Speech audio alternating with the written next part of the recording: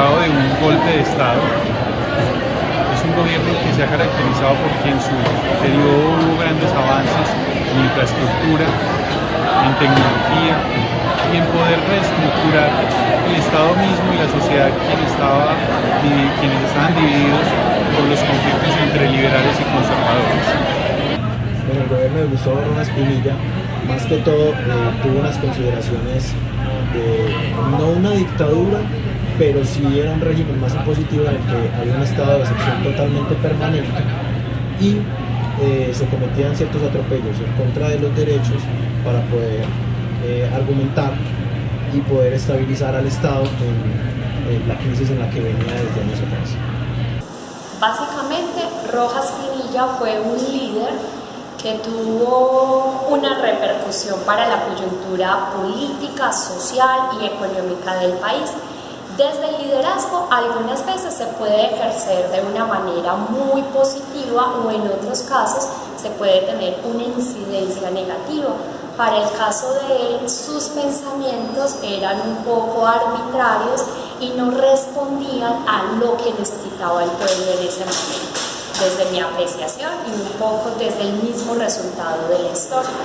El general Rojas Pinilla fue el presidente que subió el Estado para que gobernara Colombia, de cierta manera para que desde lo mismo el interno del Estado pudiera controlar el país por medio de un militar. Lo que sucedió fue que él se montó a ese trono, por decirlo de cierta forma, pensando ya después en sus ideales como presidente, no como persona de títere. Entonces, lo que sucedió después de eso fue un golpe de Estado al ver que el país en realidad sí encontró aceptación en él, porque él empezó a hacer muchas cosas, pues le dio una posición a las mujeres, que para la época era un poquito complicada.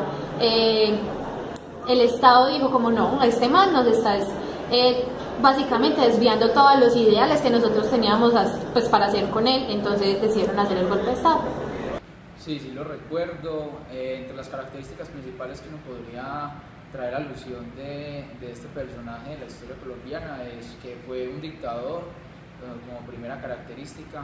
Sin embargo, a pesar de haber sido un dictador, tenía unas políticas sociales y agrarias interesantes que no lo hacían, a pesar de que fue montado el poder por medio de con ayuda del Partido Liberal y Conservador para la situación política que estaba pasando el país.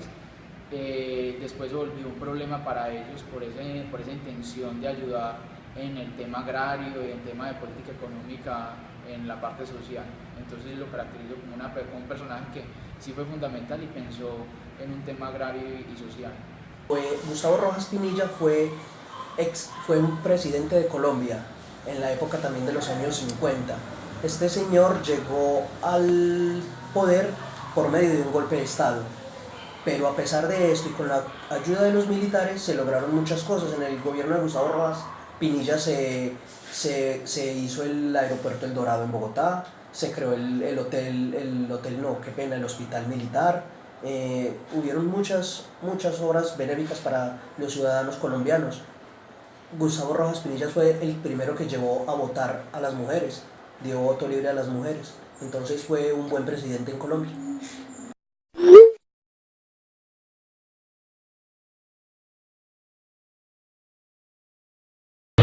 El famoso estatuto de seguridad del gobierno de Turbay Ayala, totalmente arbitrario.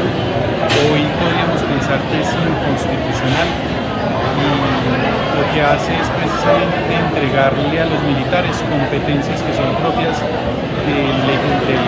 de la rama judicial, y eso entorpece los procesos y entorpece la separación de poderes. Esto era negativo por dos razones. Primero, porque se estaba utilizando el derecho penal militar como una excusa para juzgar civiles, los cuales no estaban en disposiciones de responder ni defenderse frente a este tipo de derecho, ya que el derecho penal militar es un derecho diseñado específicamente para crímenes que cometían Fuerza Armada, y la Fuerza Armada tenía unas consideraciones distintas, una educación distinta, por lo cual debía ser juzgado de manera distinta.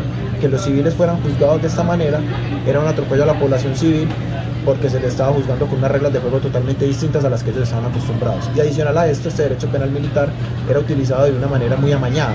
No es que a todo el mundo lo juzgaran con el derecho penal militar, sino que a algunas personas en algunos casos por ciertas inclinaciones políticas personales o por intereses particulares, se les implicaba a la justicia penal militar, lo cual estaba causando una desigualdad en la sociedad, lo cual es altamente terrible en cuanto a términos de juzgamiento. La Constitución de 1991 surge en respuesta precisamente a cambiar algunos asuntos que desde 1886 con nuestra primera Constitución no funcionaban de una manera asertiva. Ahora bien, la Constitución que plantea el 91 en ese orden de ideas donde él sí puede tomar bajo sus manos la justicia, aún no responde a los cambios legislativos que tenemos en estos momentos. La verdad, desconozco mucho el hecho, pero cuando hablamos de militar y justicia, lo que pensaríamos es que ellos penalizaban a los delincuentes a su manera, dejando de lado las leyes, ya utilizando la forma que les pensaba conveniente para castigar a una persona. Es completamente negativo. Principalmente viola varios principios constitucionales como el juez natural, la división de poderes, toda vez que si el Ejecutivo, la rama ejecutiva es la que va a juzgar también a los ciudadanos, entonces la rama ejecutiva está desplazando la labor fundamental la función principal de la rama judicial. Es decir, se va entonces a mezclar y el Ejecutivo va a tomarse y se va a apropiar de decisiones y facultades que no tiene, y obviamente va a llevar a represión, que está completamente validado por la historia de que el ejército hizo masacres y desapareció personas, entonces se convierte en un órgano de represión totalmente negativo. Ambas cosas, tenía sus pros y sus contras. Yo creo que era positivo y negativo. Por ejemplo, para nosotros como miembros de la fuerza pública, era muy importante que nos penalizaran o que nos investigara la misma justicia militar, pero para un civil que lo investigara la justicia penal militar, no sé qué riesgos tendría. Entonces tiene sus pros y sus contras.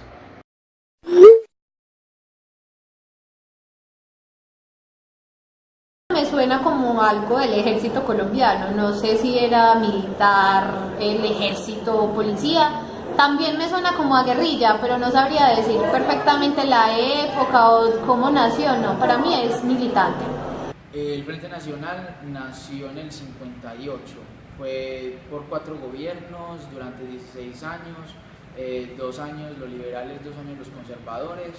El Frente Nacional consiste en una forma de apaciguar la lucha entre el Partido Conservador y el Partido Liberal, donde los dos partidos, con el presidente de los liberales Lleras y el de los conservadores Laureano Gómez, se reúnen para terminar el conflicto entre estos dos partidos y convertir el país en un bipartidismo donde iban ellos dos a alternarse el poder.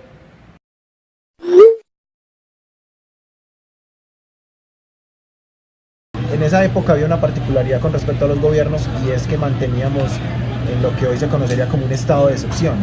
El gobernante de turno, debido a cualquier conmoción a nivel nacional, ya fuera grande o pequeña, manifestaba siempre un estado de excepción que le permitía hacer uso de estas herramientas extraordinarias en busca del control de la población civil y el orden normal del asunto. El problema era que era una herramienta diseñada para casos excepcionales, pero de la cual se estuvo abusando mucho antes de la Constitución del 91. Después de esa Constitución vemos que esa herramienta es usada de manera menos frecuente debido a su gravedad y a las implicaciones que esto traía, pero antes se le dio un mal uso y por ende veíamos cómo abusaban constantemente de este tipo de normatividad, independientemente de si hubiera una razón de fondo justificable para aplicar la herramienta o no.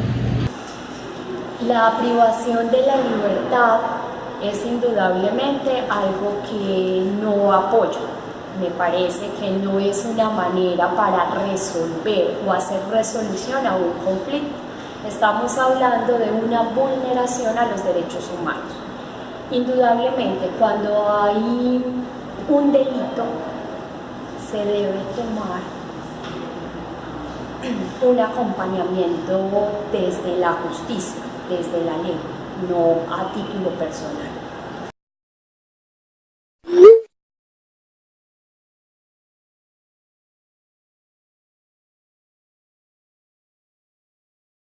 en una obra que existe, que se llama Poder y Violencia en Colombia, de Fernán González González, habla de los presos de paz desde Belisario Betancur. Todos han fracasado porque el primer error es tratar de negociar en igualdad de condiciones cuando sabemos que no puede haber igualdad de condiciones. Y segundo, la imposibilidad que tiene el Estado para cumplir lo que promete dentro de los procesos de paz.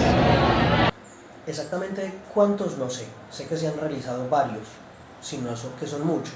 ¿Y por qué no han llegado a feliz término? Creo yo, porque la guerra es un negocio, y como un negocio tiene que ser lucrativo, y al haber plata de por medio nunca va a haber paz, siempre la gente va a querer obtener riquezas, y cuando la gente piensa nomás en obtener riquezas, nunca se va a lograr un proceso de paz.